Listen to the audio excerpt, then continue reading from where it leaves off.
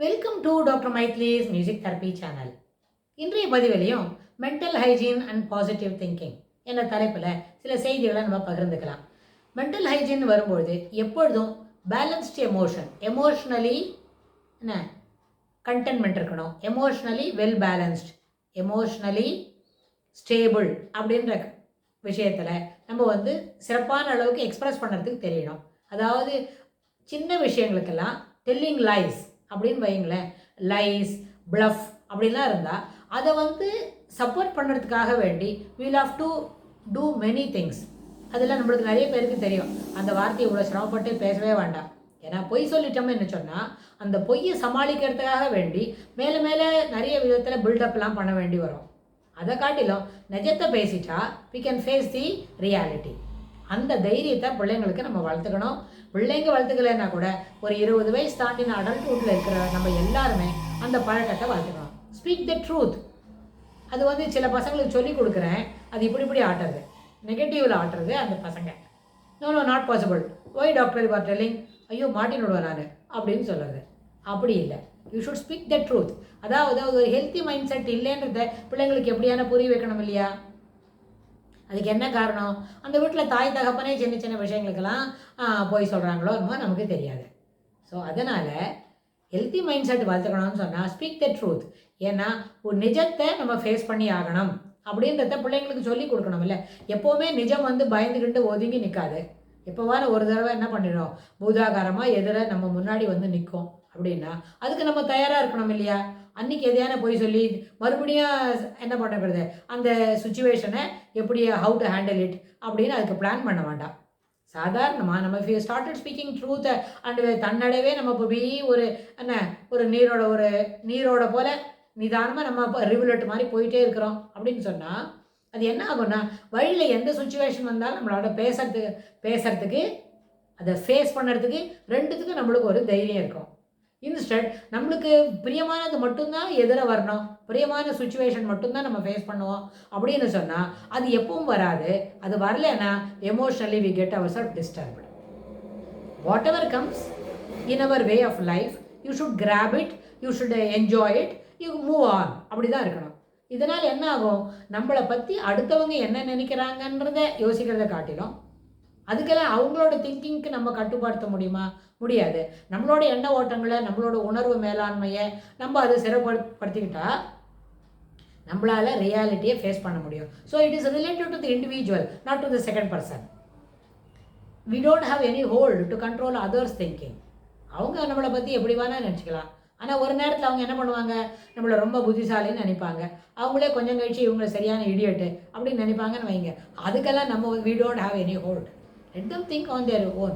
அவங்க எப்படி யோசிக்கிறாங்களோ அவங்க யோசிக்கிட்டோம். நம்ம எப்பவுமே புத்திசாலியாகவே இருப்போம்.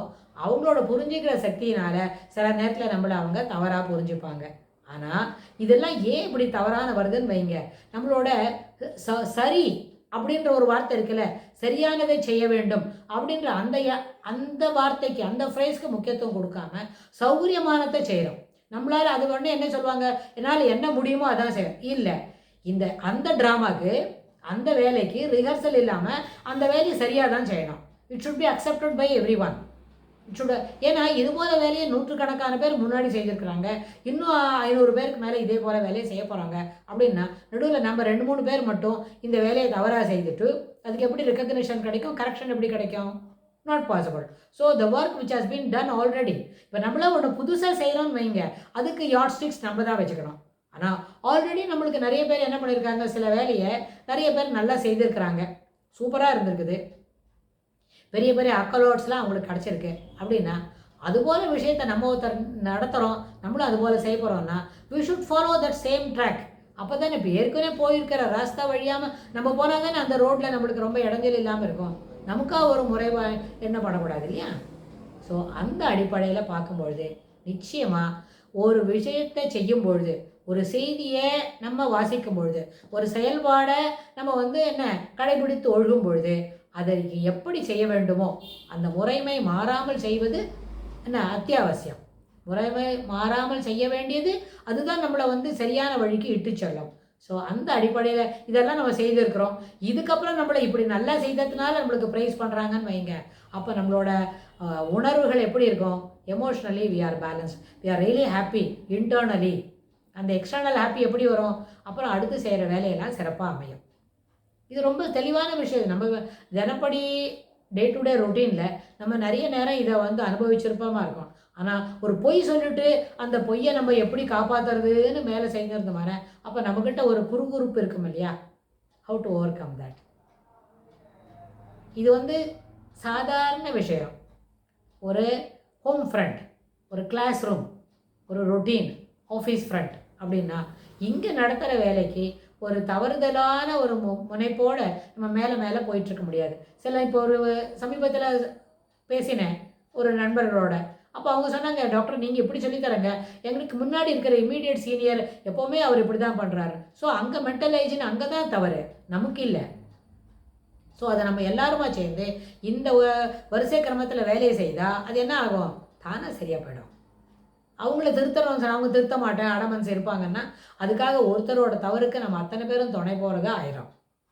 அப்படி இல்லை. அது நம்மளோட என்ன எண்ண ஓட்டத்தையும் பாதிக்கும், நம்மளோட உணர்வு மேலாண்மைக்கு அது வழிவகுக்கவே செய்யாது.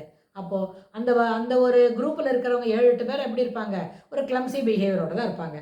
அங்கே மென்டல் ஹைஜீன் இருக்காது. மென்டல் ஹைஜீன் இல்லைன்னா, ஹைஜீன்னா என்ன அர்த்தம்? சுத்தமாக இருக்குது. ஹைஜீனிக் எப்படி இருக்கணும் இல்லை? அப்போ ஹைஜீனிக்னு சொன்னால் சுத்தமாக இருக்கிறதுன்னு அர்த்தம். அப்போது மனம் சுத்தமாக இருக்க வேண்டும். அடிப்படையில் அதான விஷயம். சுத்தமான மனம் என்ன? அதில் கல்மிஷமான எண்ண ஓட்டங்கள் இல்லை, கல்மிஷமான என்ன எமோஷ்னல் இம்பேலன்ஸ் இல்லை. அப்போது கல்மிஷம் இல்லைன்னு சொன்னால், கல்மிஷம் என்ன சொன்னால் அழுக்கு, கசமலம் என்ன சொல்லணும் சமஸ்கிருத வார்த்தை, அது ரெண்டும். அதில் என்ன இருக்கும்? அழுக்குன்னு அர்த்தம். அதாவது ஒதுக்க வேண்டியவைகள் அர்த்தம். அந்த எண்ண ஓட்டங்களில் ஏற்புடைய எண்ண ஓட்டங்கள் மட்டுமே இருக்கணும், செம்மையான எண்ண ஓட்டங்கள் இருக்கணும், சிறப்பான செய்திகளை மட்டுமே பகிர்ந்து கொள்ள வேண்டும். அப்படின்னா these things will definitely help to boost our மனம் சுத்தமாக இருப்பதற்கு பயனாகும் அப்படின்னு சொல்லி இந்த பதிவை நம்ம நிறைவு செய்கிறோம். இதுக்கு தொடர்புடைய செய்திகளை இன்னும் மேலும் எப்படி ஸ்ட்ரெங்தன் பண்ணிக்கிறது அப்படின்றத பற்றி வரப்போகிற பகுதிகளில் பார்க்கலாம்.